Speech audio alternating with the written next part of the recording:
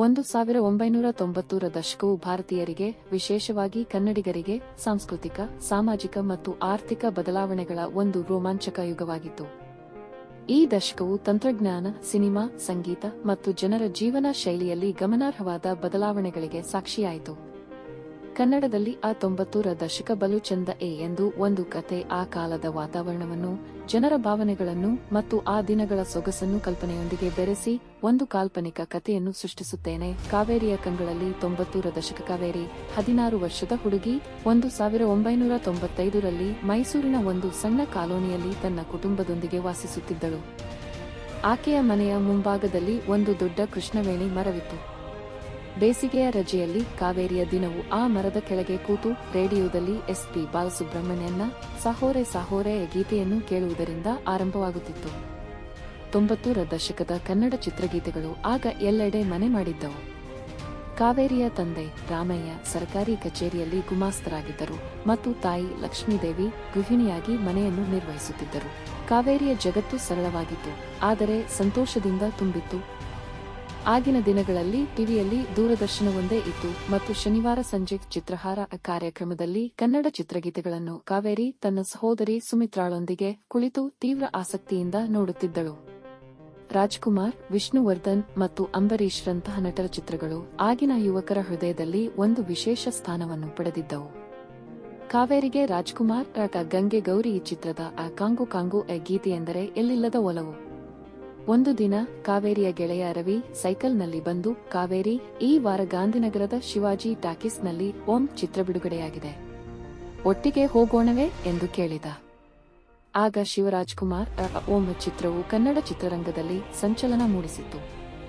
ಕಾವೇರಿಗೆ ಒಂದು ಕ್ಷಣ ಯೋಚಿಸಿದರೂ ತಾಯಿಯ ಅನುಮತಿಯೊಂದಿಗೆ ರವಿಯ ಜೊತೆಗೆ ಚಿತ್ರಮಂದಿರಕ್ಕೆ ಹೋದಳು. ಶಿವಾಜಿ ಟಾಕೀಸ್ನಲ್ಲಿ ಜನರ ಗುಂಡಿನಂತಹ ಶಬ್ದ, ಚಿತ್ರದ ಕತೆ ಮತ್ತು ಉಪೇಂದ್ರರ ರೋಮಾಂಚಕ ನಿರ್ದೇಶನ ಕಾವೇರಿಯ ಮನಸ್ಸಿನಲ್ಲಿ ಒಂದು ಅವಿಸ್ಮರಣೀಯ ಅನುಭವವನ್ನು ಬಿಟ್ಟಿತು. 90ರ ದಶಕದ ಮೈಸೂರಿನ ಜೀವನವು ಒಂದು ವಿಶಿಷ್ಟ ಚೈತನ್ಯವನ್ನು ಹೊಂದಿತ್ತು. ಕಾವೇರಿಯ ಕಾಲೋನಿಯಲ್ಲಿ ಪ್ರತಿ ಸಂಜೆ ಎಲ್ಲ ಮಕ್ಕಳು ಒಟ್ಟಿಗೆ ಕೂತು ಲಗೋರಿ, ಕಬಡ್ಡಿ ಅಥವಾ ಚೌಕಾಬಾರ ಆಡುತ್ತಿದ್ದರು. ಆಗ ಮೊಬೈಲ್ ಫೋನ್ಗಳಿರಲಿಲ್ಲ, ಇಂಟರ್ನೆಟ್ ಎಂಬುದು ಕನಸಿನ ಮಾತಾಗಿತ್ತು. ಆದರೆ ಜನರ ನಡುವಿನ ಸಂಬಂಧಗಳು ಗಟ್ಟಿಯಾಗಿದ್ದವು. ರವಿಯ ತಾಯಿ ರಾಜಮ್ಮ ಕಾವೇರಿಯ ಮನೆಗೆ ಬಂದು, ನಿನಗೆ ಚಕ್ಕುಲಿ ಇಷ್ಟವೇ? ಇಂದು ಮಾಡಿದ್ದೇನೆ, ತಿನ್ನು ಎಂದು ಒಂದು ಡಬ್ಬಿಯ ಚಕ್ಕುಲಿಯನ್ನು ತಂದುಕೊಡುತ್ತಿದ್ದರು. ಈ ರೀತಿಯ ಸರಳ ಸಂತೋಷಗಳು ಆ ದಿನಗಳ ಜೀವನವನ್ನು ವಿಶೇಷವಾಗಿಸಿದ್ದವು.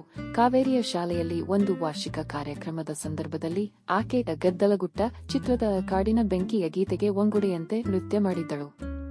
ಆಗಿನ ದಿನಗಳಲ್ಲಿ ಶಾಲೆಯ ಕಾರ್ಯಕ್ರಮಗಳು, ಸಾಂಸ್ಕೃತಿಕ ಸ್ಪರ್ಧೆಗಳು ಮತ್ತು ರಂಗೋಲಿ ಸ್ಪರ್ಧೆಗಳು ಎಲ್ಲರಿಗೂ ಒಂದು ಉತ್ಸಾಹವನ್ನು ತಂದಿತ್ತು. ಕಾವೇರಿಯ ಗೆಳತಿ ಸುನೀತಾ, ನೀನು ಒಂದು ದಿನ ನಟಿಯಾಗುವೆ ಎಂದು ತಮಾಷೆಯಾಗಿ ಹೇಳುತ್ತಿದ್ದಳು. ಆದರೆ ಕಾವೇರಿಗೆ ತನ್ನ ಊರಿನ ಜೀವನ, ತನ್ನ ಕುಟುಂಬ ಮತ್ತು ಗೆಳೆಯರೊಂದಿಗಿನ ಕ್ಷಣಗಳೇ ಸಾಕಾಗಿದ್ದವು.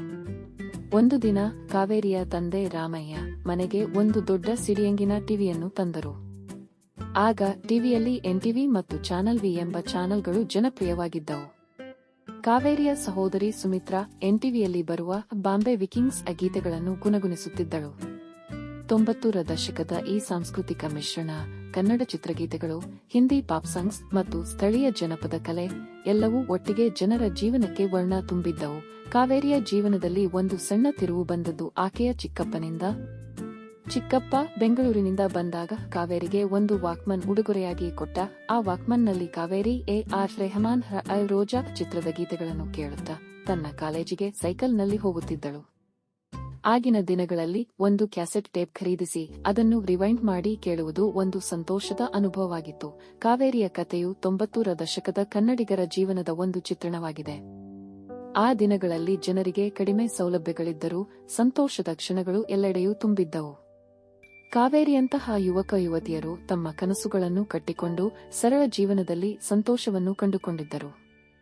90ರ ದಶಕದ ಆ ಮಾಯಾಜಾಲದ ಕಾಲವು ಕಾವೇರಿಯಂತಹ ಅನೇಕರ ಹೃದಯದಲ್ಲಿ ಇಂದಿಗೂ ಜೀವಂತವಾಗಿದೆ.